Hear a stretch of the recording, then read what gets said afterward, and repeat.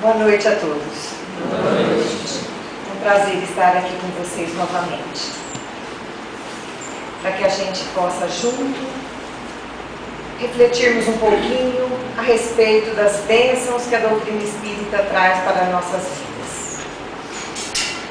Conta-se que em uma cidadezinha do interior existiam dois irmãozinhos extremamente arteiros. Tudo que acontecia na cidade de errado, podia procurar que tinha o dedinho dos dois. Na escola, então, nem se fala. Todas as artes eram os dois que comandavam. A mãe daquelas crianças não sabia mais o que fazer. Um tinha 6, o outro 8 anos. Ela já tinha feito de tudo. Já tinha colocado de castigo, já tinha explicado, já tinha pedido, já tinha dado umas palmadas. Nada dava certo. Até que naquela cidadezinha chegou um padre novo. E a mãe então teve a ideia de pedir ajuda àquele padre. Quem sabe assim, os garotinhos entravam ali. E o padre então ouviu aquilo e falou para ela: manda os dois aqui conversar comigo. Mas manda primeiro o menor, depois o outro, um de cada vez. O menininho então, a hora que a mãe pediu para que ele fosse na igreja conversar com o padre novo, ele já começou com medo. Na hora que ele chegou na igreja, ele viu aquele padre alto, quase 2 metros de altura, bem moreno, uma cara de bravo, uma voz grossa. O menininho tremeu.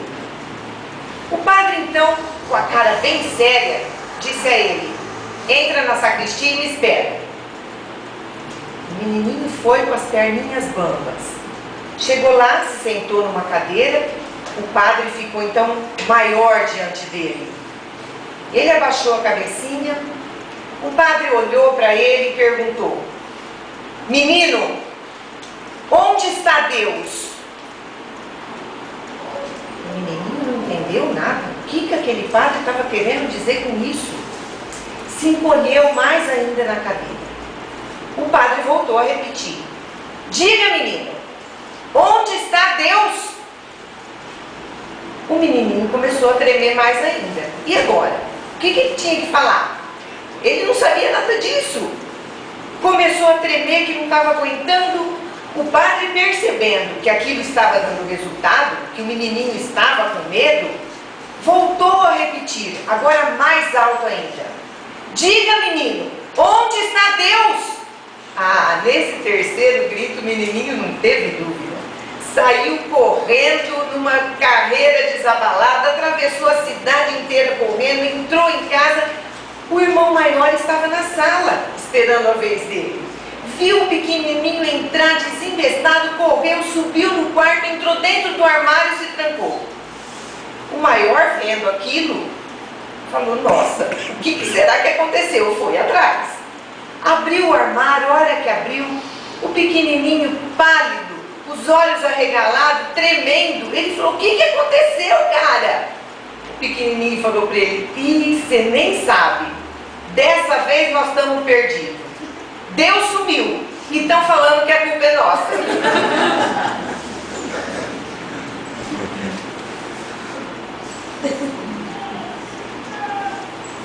Se nós olharmos para o mundo de hoje, do jeito que as coisas andam, com tanta violência, com tantos vícios, com tanta dor, com tanto sofrimento, todo mundo atravessando tantas aflições, talvez a gente chegue à mesma conclusão dessa criança, que Deus sumiu. Porque afinal de contas, nós somos praticamente treinados para enxergarmos Deus naquilo que é bom, que é belo, que é justo. E olhar para o mundo de hoje, com todas as mazelas que a gente enxerga, fica difícil encontrar Deus nisso tudo. Então talvez fiquemos tentados a achar que Deus não existe. Porque como que um pai de amor permite tanto sofrimento? Mas eu quero crer que aqui, dentro de uma casa religiosa, todos nós tenhamos a certeza de que Deus existe. Estamos aqui procurando por Ele, tentando nos ligarmos a esse Pai de amor. E buscamos isso geralmente através das religiões. O problema é que a gente geralmente busca Deus para nos livrarmos do sofrimento. Recorremos a Deus porque queremos nos ver livre do sofrimento que atravessa o nosso caminho. E isso tem sido uma postura recorrente dos homens através da história. Tanto é assim que um livro de história, chamado Uma Breve História do Mundo, o autor faz justamente essa colocação. A de que, se a gente observar a história da humanidade, nós vamos perceber claramente que as religiões floresceram com mais vigor na época em que a população atravessava grandes tragédias, grandes dores. Então, quando o homem atravessava enchentes, fomes, epidemias, secas, guerras, nesse momento as religiões floresciam com mais vigor. Porque o homem sempre teve essa postura de buscar Deus a hora que a coisa aperta. Então, para se livrar do sofrimento, ou então para procurar entender aquele sofrimento, ou para buscar forças para superar aquele sofrimento, o homem recorre a Deus. E se a gente anotar, não precisamos nem analisarmos a história. A gente pode perceber claramente que a nossa postura também é assim. Basta que a gente pense um pouquinho. As nossas preces mais vigorosas são feitas quando? Quando a gente está sofrendo. Quando a gente está experimentando muita dor. Quando tudo está calmo na vida da gente, quando tudo está bem, às vezes a gente deita na cama e até se esquece de rezar. Não dá nem tempo. Tanto é assim que no Livro dos Espíritos está colocado: as nossas preces são muito mais de pedidos do que de louvor e de agradecimento. Então a gente busca Deus na hora que sofre. Por quê? Para se livrar do sofrimento. Porque a gente não quer isso para a nossa vida. Só que quando a gente faz isso, busca Deus com esse vigor e com essa intenção, a gente deixa de refletir no porquê do sofrimento na nossa vida. Porque Deus existe em tudo no mundo, em tudo na nossa vida, e não só naquilo que é bom, que é belo, que é prazeroso, que é justo. Não, Deus também está por trás do sofrimento, mas não porque Ele queira nos ver padecer. Não, é porque a finalidade do sofrimento é outra. Talvez um dos méritos maiores da doutrina espírita seja justamente esse, o de proporcionar a todos nós uma fé raciocinada, que nos possibilita um ponto de vista diferenciado do que as outras religiões colocam. A doutrina espírita, através dos esclarecimentos que traz, ela amplia a nossa visão, ela alarga o nosso horizonte, porque ela nos coloca para pensar. A doutrina espírita é uma fé raciocinada. Porque se a gente parar para pensar um pouco, nós vamos ver que as verdades que foram colocadas para nós, através do tempo, e quando eu falo através do tempo, eu não me refiro só a essa encarnação. O nosso espírito já viveu muitas vezes, já estivemos em contato com muitos ensinamentos, com muitas religiões. E as verdades que nos foram sendo incutidas através de todas as encarnações foram sempre muito parciais e não poucas vezes bastante equivocadas. E com relação ao sofrimento, é justamente isso. Por quê? Porque nós fomos sempre levados a acreditar, pela educação que recebemos, pelas religiões ao longo dos tempos, nós somos sempre levados a acreditar que a criatura que erra, ela vai ter que sofrer. Não é assim que sempre foi pregado? Quem peca vai ter que pagar, vai ter um castigo para pagar o seu pecado. Não é assim que nós aprendemos? E isso foi incutido de tal forma dentro de nós que acaba moldando a nossa forma de encarar a vida. Se a gente parar para pensar um pouquinho na legislação humana, a nossa legislação aqui na Terra, que não tem nada a ver com religião, ela não é um reflexo disso? Quando a gente vê alguém cometer um crime, a gente acha que nós não achamos que tem que ir para a cadeia, porque precisa pagar pelo que fez. A nossa noção de justiça não está muito permeada por essa noção de que quem erra, quem comete um crime, tem que pagar pelo que fez. Então, dentro dessa visão que nos foi colocada, Deus é um Pai que é para ser temido, porque é um Pai que vai nos castigar se nós errarmos, e todos nós erramos. Não tem como, dentro do nosso estágio evolutivo, dizer que não erramos, e erramos muito no passado. Então, é um Pai que nos castigará, é um Pai que é para ser temido, quando não, pelo menos respeitado. Quando Jesus veio entre nós, Ele tentou modificar. E a mensagem dele visa modificar completamente essa noção. Jesus nos falou de um Pai de amor, de bondade, de misericórdia. Isso bastou para que a nossa percepção mudasse a respeito do sofrimento?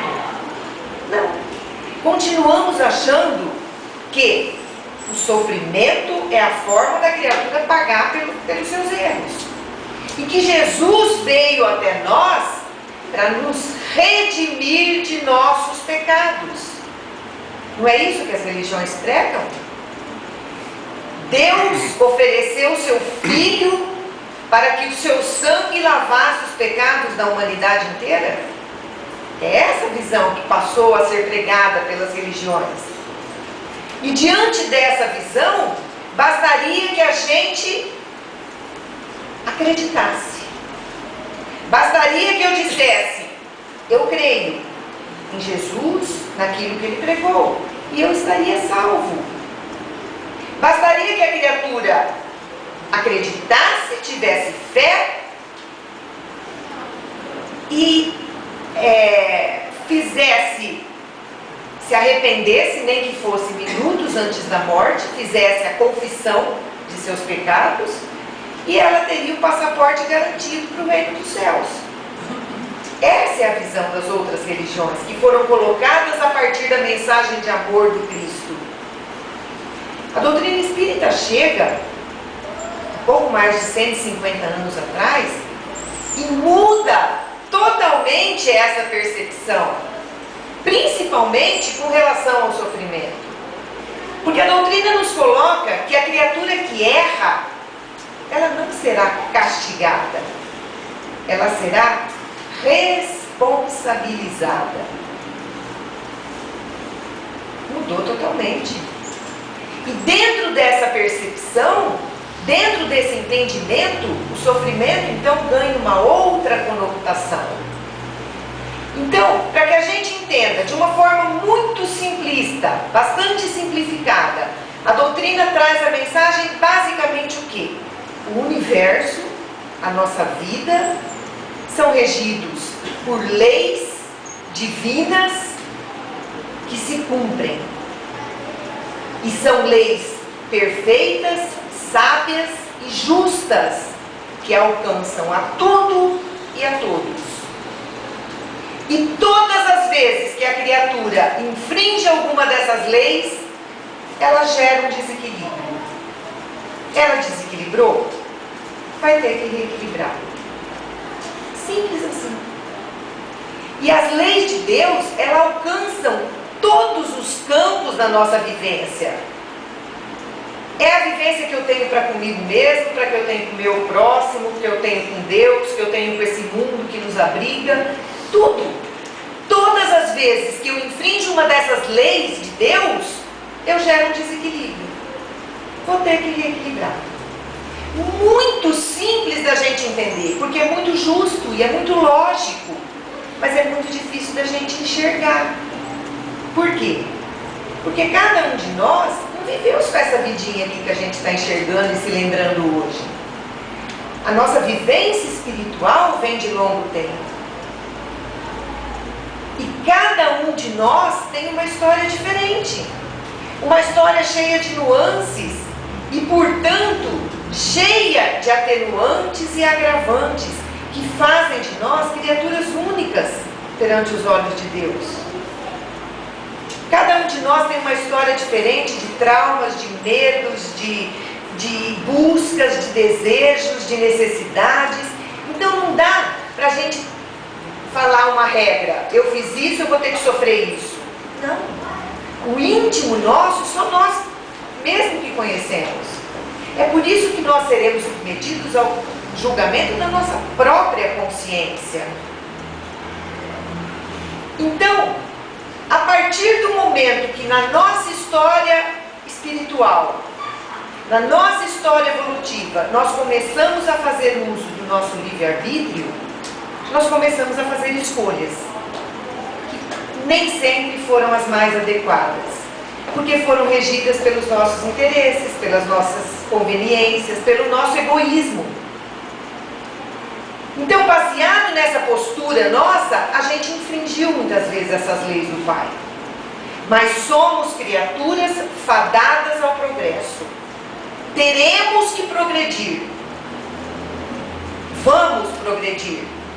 Portanto, precisamos mudar de atitude perante a vida.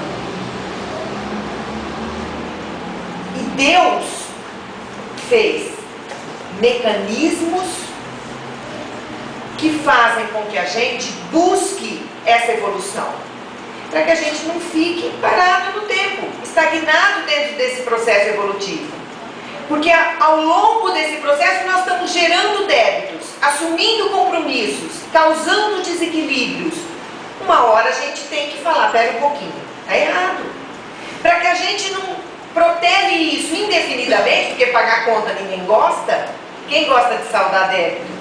A gente vai no banco e gosta de fazer empréstimo, pegar o dinheiro, mas na hora de pagar ninguém gosta. Ninguém faz isso de boa vontade, mas é necessário. Portanto, chega um momento que a gente vai ter que mudar de atitude perante a vida. É o progresso nos convocando. Então Deus criou mecanismos que nos convidam ao progresso. Nos convidam não, na maioria das vezes nos convocam ao progresso. E o mais eficaz desses mecanismos é a dor. Não tenhamos dúvida disso. Num primeiro momento, o que acontece? Quando a gente ainda não acordou,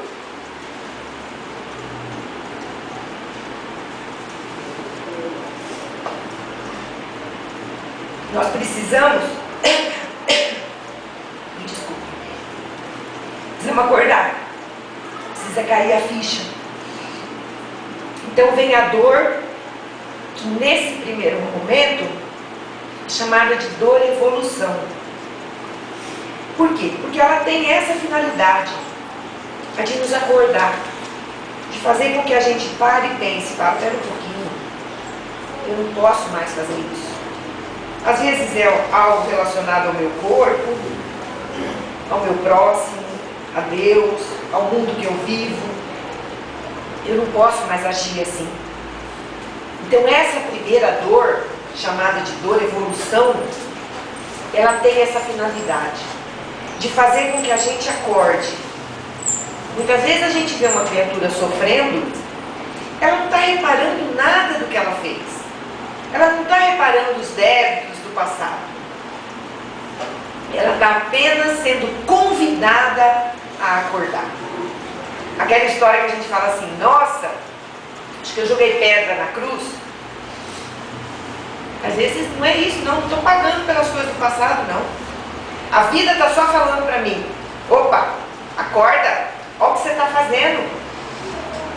Se essa dor cumpre o seu papel, o que acontece? A gente vai cair em si e nesse momento a gente se arrepende. A gente fala, eu preciso mudar. Geralmente, talvez, esse arrependimento bata na hora que a gente volta do lado de lá. Nesse momento que a gente se arrepende do mal que causou a si ou ao outro, a gente pede, ou às vezes implora, por uma nova chance para mudar, para mostrar que mudou.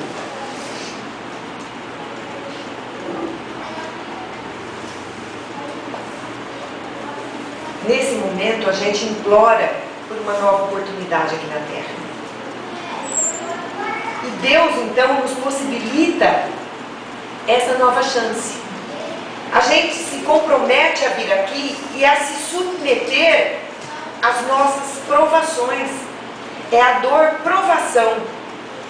Que como o próprio nome está dizendo, ela tem essa finalidade, ela funciona na nossa vida como uma prova.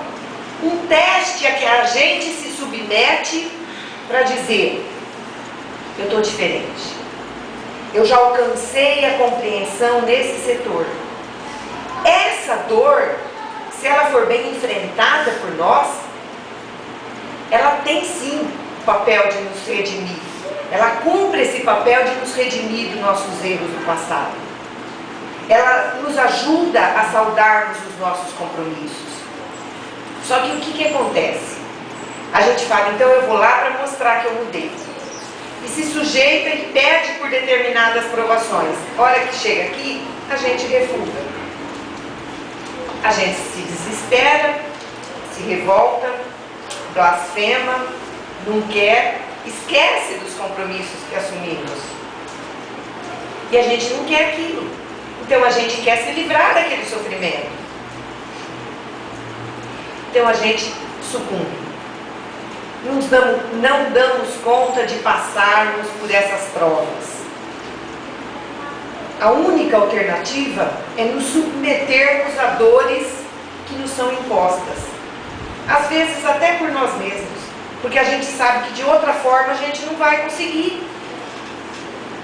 Então, por exemplo, uma pessoa que teve um vício muito grande com cigarro, não consegue de jeito nenhum superar aquele vício.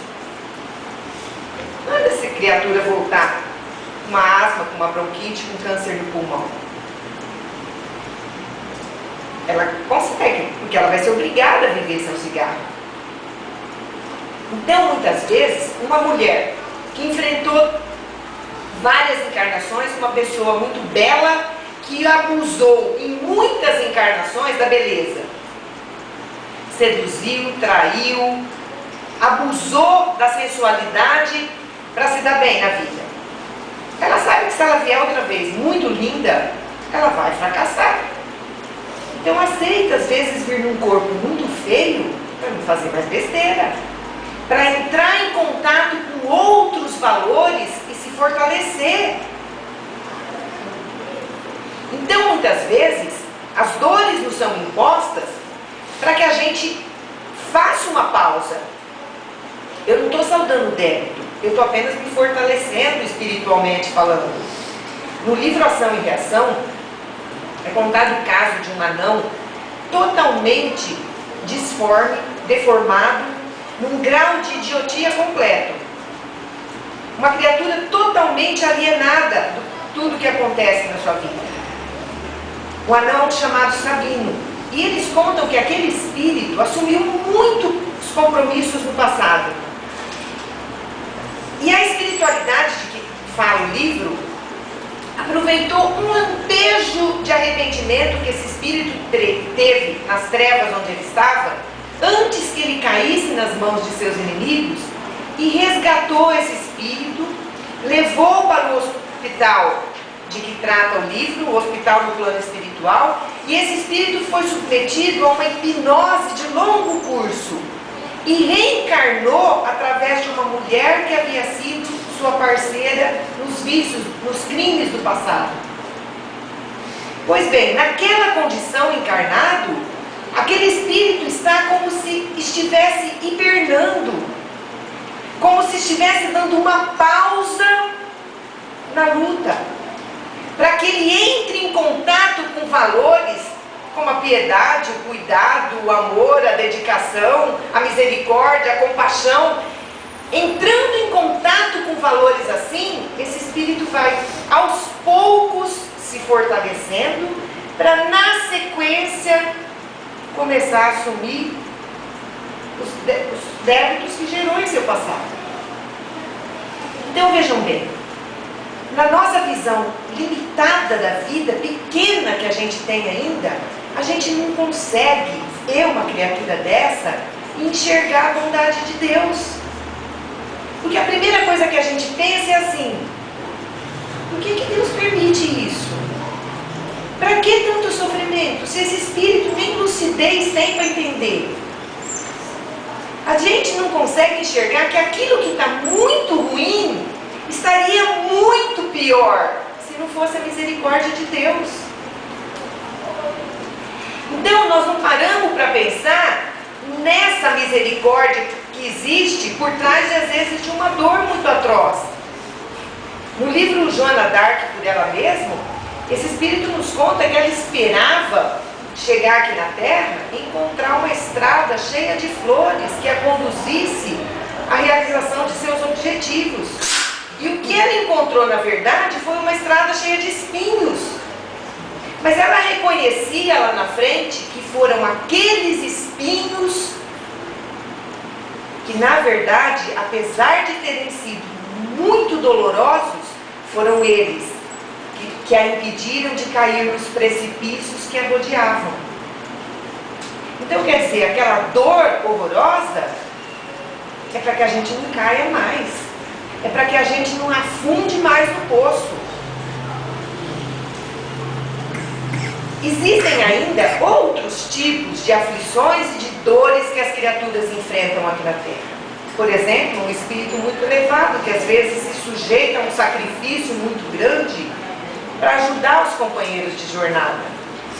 Mas só por isso que eu já falei, já é o suficiente para a gente entender que o sofrimento na nossa vida, em qualquer que seja a condição, ou para nos acordar, ou para nos testar, ou para fazer com que a gente não caia mais fundo, qualquer que seja o motivo, ele cumpre um papel na nossa evolução. Existe uma razão para esse sofrimento, mas a gente não percebe isso. Porque, como eu disse, quando a gente se depara com uma grande dor, uma grande tragédia na nossa vida, qual que é a nossa postura? A gente se desespera, se revolta. A primeira coisa é falar: pera um pouquinho, cadê Deus? Por que Ele permite isso? E comigo, que não mereço? Porque a gente nunca acha que merece. A gente sempre se acha vítima das circunstâncias. Às vezes eu me cuido tanto e tenho uma doença. Por que eu? Não mereço. E muitas vezes não fazemos isso por maldade, nem por egoísmo. Muitas vezes é um raciocínio muito próprio do nosso estágio. Aquela artista, talvez vocês se lembram dela, a Nair Belo, uma vez contou que ela perdeu um filho, que ela amava muito, uma relação linda que eles tinham. E ela perdeu esse filho. E ela foi até o Chico Xavier. E chegou lá desesperada. O Chico a abraçou com todo aquele amor que ele tinha. E naquele momento, ela disse a ele: Chico, eu perdi meu filho. Ele falou: eu sei. Ela falou: por que eu? Vejam bem, é um raciocínio muito próprio de uma mãe que se dedicou a vida inteira, que amava demais, diante desse mundo que a gente enxerga aí.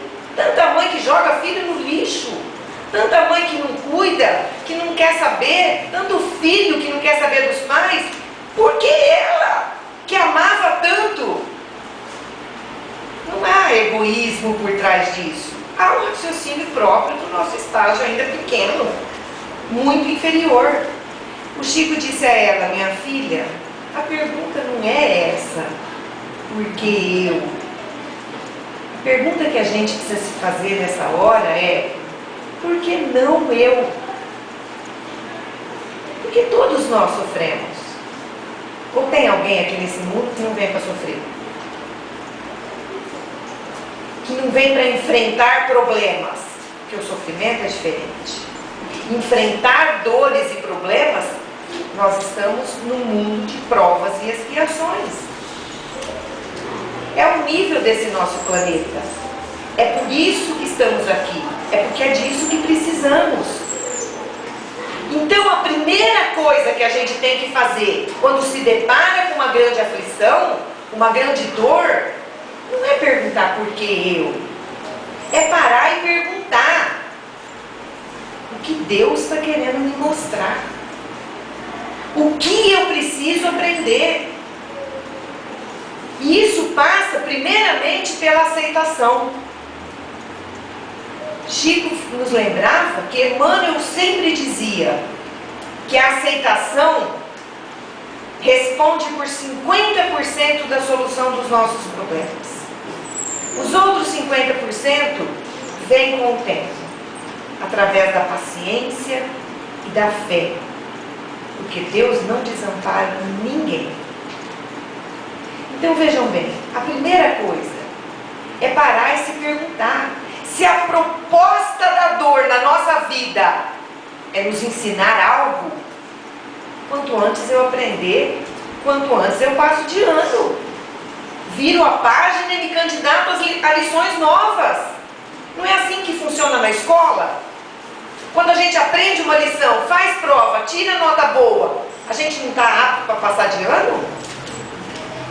Não significa que eu já sei tudo, mas significa que eu posso aprender coisas novas. E assim é essa vida, porque a proposta é a nossa evolução, não o nosso sofrimento.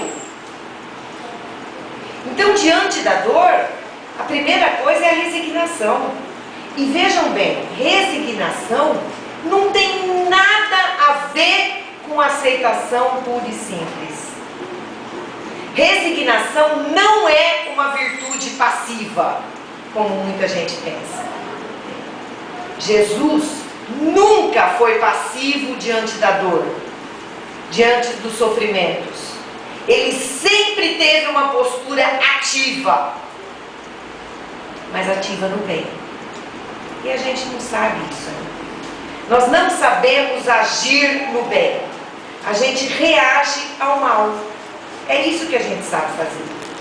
Por isso, diante de um problema, de uma tragédia, de uma separação, de um acidente, de uma doença, o que a gente faz? A gente reage a tudo isso. Às vezes guardando mágoa, ressentimento, se deprimindo, se revoltando. É assim que a gente faz. Se desesperando, ou então pura e simplesmente se entregando. A proposta é aprendermos. Então, se a proposta do sofrimento, da dor, da aflição na nossa vida é nos ensinar algo, depois que eu enfrento, eu tenho sim que recorrer a Deus para superar, para enfrentar, para me sair bem. Mas depois que eu enfrentei, eu tenho que sair uma criatura melhor. Porque senão eu não cumpri o papel. Se a dor fez de mim uma criatura pior do que eu era, que função que ela teve? Se a dor me fez uma criatura mais fria, mais insensível, para quê? Era esse o papel? Quantos que a gente conhece que não são assim diante do sofrimento? Se tornam criaturas mais duras, que não abrem mais o coração, descrentes, revoltadas. Ou então, a gente se entrega. E falam, já ouvi isso muitas vezes, que o espírita faz apologia do sofrimento, porque a gente gosta de sofrer.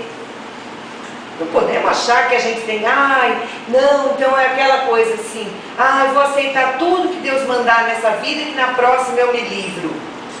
O Divaldo que conta isso, né? Que uma vez uma mulher procurava ele, que ela não aguentava o marido. O marido é um problema na nossa vida, a gente sabe disso, né? Que a mulher sempre procurava ele reclamando do marido. Até que um dia ele falava, filha, coragem, não é por acaso que vocês estão juntos, não é por acaso. Até que um dia ela parou de reclamar. Ele falou, mas e aí? Ela falou assim, não, eu vou aguentar até o fim. Na encarnação que vem eu já estou liberada. A proposta não é essa. Aguentar até o fim. E aí, aprender o quê? Então Deus nos colocou aqui para carregar um fardo? Não. A proposta é crescimento. É aprendizado. Então o sofrimento precisa fazer de mim uma criatura melhor. Eu preciso mostrar para o mundo que aquela dor teve um papel na minha vida de me tornar, no mínimo, uma criatura mais sensível. Mais responsável perante a vida, perante o próximo, perante o mundo que a gente vive. Nós não paramos para pensar no tanto de prejuízo que nós estamos causando ao nosso planeta. O tanto de prejuízo que a gente causa a si mesmo, através dos pensamentos que a gente cultiva o dia inteiro. A gente não para pensar o quanto que as ideias negativas nos bombardeiam o organismo. São desequilíbrios que a gente gera. Vamos ter que reequilibrar. Então tudo que nos é colocado nessa vida é ferramenta para o nosso crescimento, inclusive o sofrimento. É por isso sim que é possível encontrarmos Deus por trás de tudo isso. Porque é o nosso Pai de amor nos dando oportunidades novas para que a gente ou acorde, ou cresça, ou prove que cresceu, ou dê o exemplo para tantos que estão aí carentes de uma mão amiga. Às vezes a postura como a gente suplanta alguma coisa na nossa vida serve de estímulo para tantos que estão aí perdidos. Religião existe na nossa vida, não é rótulo que a gente se coloca, sou espírita, não. A nossa postura precisa dizer que somos espíritas. É a maneira como eu reajo a tudo que eu enfrento que vai falar por mim. E vai mostrar ao outro que eu estou aqui para aprender. Às vezes eu não entendo por quê. Porque a causa não está nessa vida, está em outra. E se existe o esquecimento, também é por alguma razão. Se a gente não se lembra de tudo, então deixa quieto. Não tenho que entender agora. Aceito, enfrento e venço. É para isso que a gente está aqui. Não para se deprimir, para ser mais triste, mais entregue. Quantas criaturas que a gente vê assim, não é? Que depois da dor estão infelizes, tristes. Não tenhamos ilusão. Todos nós. Ou enfrentamos, ou estamos enfrentando, ou enfrentaremos problemas. Inclusive os nossos filhos. Porque a gente acha que cria numa redoma de vidro. E que a gente vai ser capaz de impedir que eles sofram. Não seremos. Todos nós estamos aqui para enfrentar, não dor. Porque a gente não precisa também, vejam bem, a dor é um mecanismo, não um único. Acho que todos já ouviram aquele ditado, né? Ou a gente vai pelo amor ou vai pela dor. Podemos ir pelo amor. A gente pode mostrar que aprendeu através do trabalho. O Chico dizia isso. Nós vamos ter que botar a água para fora. Ou é suando ou é chorando. A gente escolhe. Na escola, a gente só aprende com prova? Não. A gente aprende também estudando em casa, com chamado oral, fazendo trabalho. Tem várias formas de aprendizado. Por que que eu preciso esperar sofrer? Se a finalidade é o aprendizado, vamos aprender logo, sem sofrimento. Vamos buscar esse aprendizado. Há 2000 anos, o Cristo já passou entre nós e nos deu a receita. basta que a gente siga. A cartilha já está colocada. E vejam bem, não são as circunstâncias da nossa vida que precisam mudar. Somos nós que, transformamos também as circunstâncias da nossa vida. É para isso que a gente está aqui. Existe uma passagem que fala de uma jovem que ela estava enfrentando muitos problemas. Já não estava aguentando mais. E ela procurou o seu pai, que era um cozinheiro, e começou a reclamar de tudo que estava acontecendo, que ela não estava aguentando, que estava muito difícil, que estava muito pesado. E o pai parou então o seu trabalho na cozinha e ficou escutando a filha falar tudo aquilo, desabafar tudo aquilo. Quando ela parou, ele disse a ela: vem cá, eu quero que você veja uma coisa. Na cozinha ele colocou 3 panelas com água para ferver. Na primeira panela ele colocou uma cenoura. Na segunda panela ele colocou um ovo. E na terceira panela ele colocou pó de café. Sentou e ficou esperando que as panelas fervessem. A filha não entendeu nada daquilo. O que ele está querendo com isso? Quando a água ferveu, ele retirou a cenoura, o ovo, coou o café e perguntou à filha: o que você está vendo? Ela falou: como assim?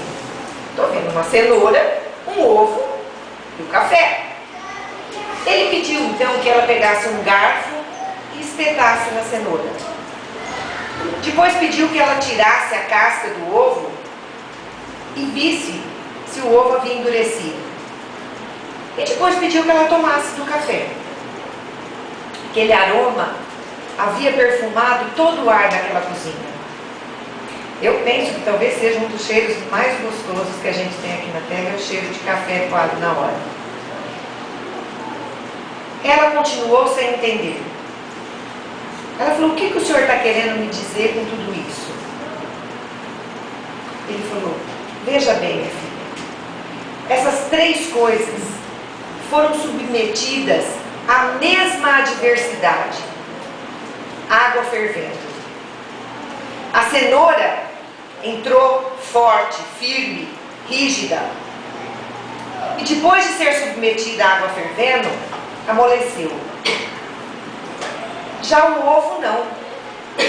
O ovo era frágil, mas ele manteve a mesma aparência por fora. Mas por dentro se tornou mais duro. Já o pó de café não. O pó de café, ele transformou a água. Você se assemelha a qual dessas 3 coisas? Você é como a cenoura, que depois de enfrentar algum problema, enfraquece, amolece, se torna mais triste? Ou você é como o ovo, que por fora aparenta ser a mesma coisa, mas após enfrentar um divórcio, uma separação, uma tragédia, um acidente, uma doença, uma falência, você se torna mais dura, mais inflexível? Ou você é como o pó de café?